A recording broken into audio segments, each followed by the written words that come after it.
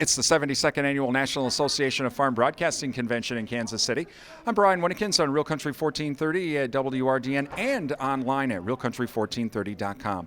Thank you to the Animal Wellness Center of Buffalo Valley, Annabis Silo, BASF, and Growth Energy for sponsoring our broadcasts. Also the National Rural Electric Cooperative Association. They're doing the videos on our website at realcountry1430.com. I'm with ChipBowling. He is National Corn Growers Association president, and we're going to talk a little bit about corn today. Chip, thank you for joining us.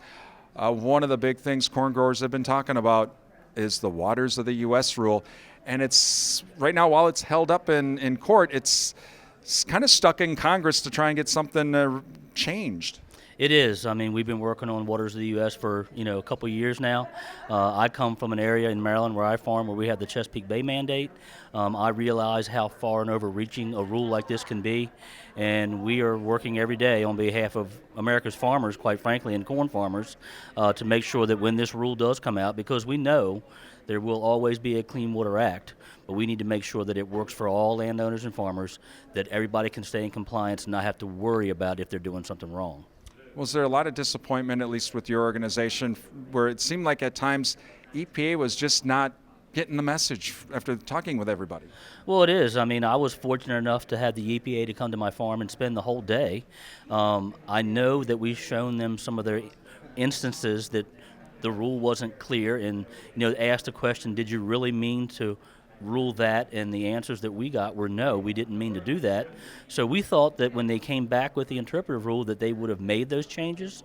To talk to them, they tell us that they did make some of those changes, but when you read the fine print, they're not really in there. Everything that we see that we asked for, we didn't get hardly any of it, and it's just not going to work. Talking with ChipBowling. He is with the National Corn Growers Association here at the 72nd Annual National Association of Farm Broadcasting Convention in Kansas City. Chip, let's talk about the demand. Well, it's been an interesting year. China, their economy has got everybody kind of watching along with our interest rates. Everyone's kind of watching what's going to happen with all of that.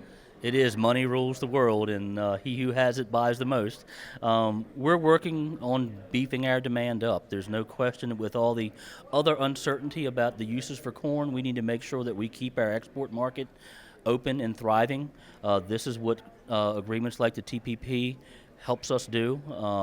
We know that the population of the world is growing, and it is growing in the Asian rim.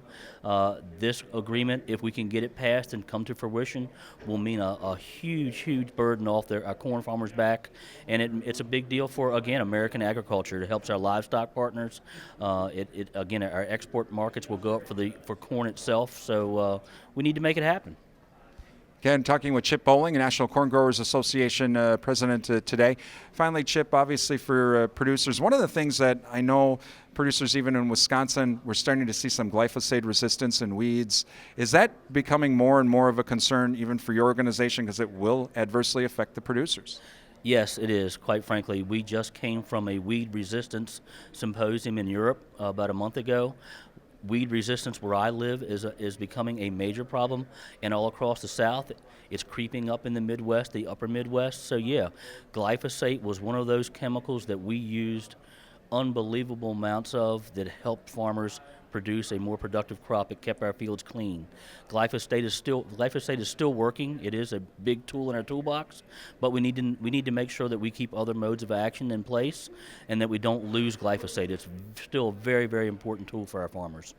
Again, Chip, thank you for joining us today. Thank you. Appreciate it. ChipBowling, he's president of the National Corn Growers Association from the 72nd Annual National Association of Farm Broadcasting Convention in Kansas City. I'm Brian Winnikins.